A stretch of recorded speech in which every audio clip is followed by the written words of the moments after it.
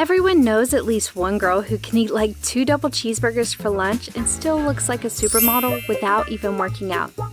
I always wondered, how are they doing that? What secret habits do they have we don't know about? I know what you're thinking. Girl, it's just her genetics. She probably has a fast metabolism. And you're right, she probably has. But what if I told you that there are 6 simple ways you could trick your own metabolism into acting just like hers? I made it my mission to find out how people like her can eat anything they want and still lose weight. Now, did all of the things I found bring results? Absolutely not. But that's why I'm here, so you don't waste your time and just get straight to what actually works. But first, let's talk a little bit about the science behind all this so you can actually understand what your body is doing. Your body burns calories in 2 ways, through physical activity and your metabolism. Your metabolism burns more than 60% of your calories, while physical activity only accounts for about 30%. So naturally, people with fast metabolisms race through their calories much faster than others who can eat whatever they want and still look like Gigi Hadid. Everyone is naturally born with different metabolic rates, but there are a ton of ways to boost your metabolism without dieting or working out. But first, I want to bring up something even more important I discovered during my research. I was in utter shock when I found out that people were completely replacing water with stuff like soda in their diets. Your body actually only responds to one liquid only, and that's water. You've probably been wondering why all the hot girls constantly carry their water bottles with them. Well, drinking water is about way more than just the aesthetics. Drinking about half a liter of cold water increases your metabolism by almost 30% for 30 to 40 minutes, because your body has to work harder to regulate its temperature. This helps you burn calories much quicker.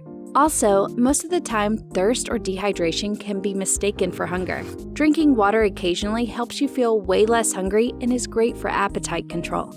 Ironically, water also helps reduce bloating. Bloating happens when your body holds on to excess liquid. This is called fluid retention. Staying hydrated helps your body release those fluids more easily because your body has no need to retain it anymore. I know we all love our sweet little drinks, but you wouldn't believe how many calories these bad boys are packing. 1 can of Coke has well over 150 calories, and this is the standard for most canned drinks. So what you need in that tumbler is water, not soda. But as great as water is, she can't do the work all by herself. In the end, if you're eating more food than your metabolism can burn, then you're still gonna gain a ton of weight. Sadly, that's how it works. But the catch is that you don't have to change anything about your diet to consume fewer calories. Nailing portion control lets you eat whatever you want and still be skinny.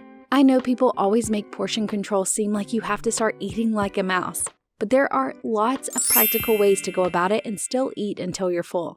Let me introduce you to the PCF rule. It goes more protein, less carbs, the least fats. But it's not about switching to a high-protein diet. You just have to apply this rule to the food you already like. Proteins contain way less calories and help you feel full faster. So when you're eating, try to get more protein, less carbs, and the smallest amount of fatty food. P, then C, then F. So for your Chipotle order, you could add less rice and more beans. For your fast food, get more wings and less fries, or even give flat dough pizza a try. This simple formula helps you eat anything you want and still consume less calories. Here's a simple guide to help you know what class of food most meals fall under. You can also eat smaller amounts of heavy foods like desserts, chips, fast food, and other calorie-dense meals. Get a small slice of cake for dessert. Keep fast food orders to once a week, or maybe eat half rather than a full bag of chips in one sitting. Here are some calorie-dense foods so you can get a feeling for it.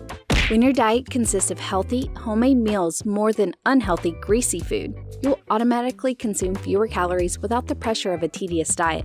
But relax, you don't have to follow a strict or unrealistic calorie limit. Keeping your intake anywhere between 2,500 to 3,000 calories works just fine for maintaining a healthy figure. I know portion control may seem difficult because it's kind of hard to eat less, but I found a simple trick that helps to consume way less food without even trying. There is absolutely no reason to race through your meals. It's actually bad for you.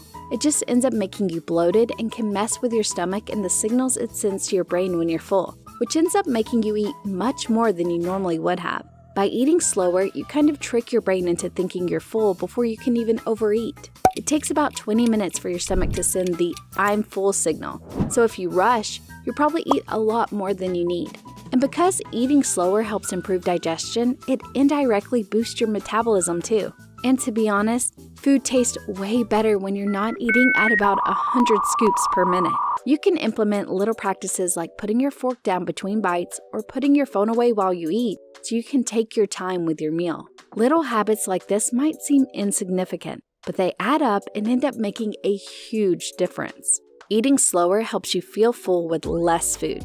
But what about the time between meals? If you're constantly snacking or eating out of boredom, your body never gets a break to fully digest and reset, and you're going to start gaining weight again pretty quickly. Keeping gaps between your meals gives your body time to break down the food you've already had. Your body uses hormones for all kinds of things, including hunger and feeling full. Ghrelin is the hormone that makes you hungry, and leptin tells you when you're full. They work like a team. When one goes up, the other goes down. But when you're constantly eating, even when you're not really hungry, it kind of messes with how your body releases these signals. Ghrelin stops rising properly so you don't feel real hunger, and leptin gets ignored, making it harder to know when you're full. That's why leaving gaps between meals helps you take back control over your hunger. If sticking to those gaps sounds tough to you, start by cutting off all meals by 8 to 10 p.m. This is a great way to do an intermittent fast without even noticing, because you instantly get a 12-hour intermittent fasting window between 9 p.m. and breakfast the next morning. I know those midnight snacks can be tempting, but if you truly want to maintain a healthy weight without a strict diet, you need to put the Cheetos down late at night and get some sleep. While you're having sweet dreams, your body is doing a lot of work to keep you alive. That's why you burn about 40 to 80 calories per hour while sleeping. Poor sleep heightens ghrelin levels, the hunger hormone we talked about earlier, making you feel hungry all day long. Sleeping badly also makes your brain extremely tired, which makes you crave sugary and high-calorie meals even more because your body is in need of way more energy than usual. Try to get at least 7 to 8 hours of sleep every night, and if you can, try to sneak in a nap during the day. But as simple as it sounds, maintaining your body weight is not just about taking a nap. Working out may be a great way to build your dream body, but definitely not the only way to keep a healthy weight. For all my lazy girls, here's a list of fun cardio options that actually don't feel like work. But I know, sometimes we're too lazy for even that, which is why I'm not gonna gatekeep this super simple hack I found during my research. Sucking in your belly. We often do it subconsciously, but did you know that it really tenses up your abdominal muscles? You're kind of activating these muscles, keeping them engaged even when you're just standing or sitting. It's a super simple way to keep your core active while doing full-on exercises. Do you want to take it a step further and build that 8-figure body of your dreams? Check out this video on how to build that perfect slim, thick body ASAP.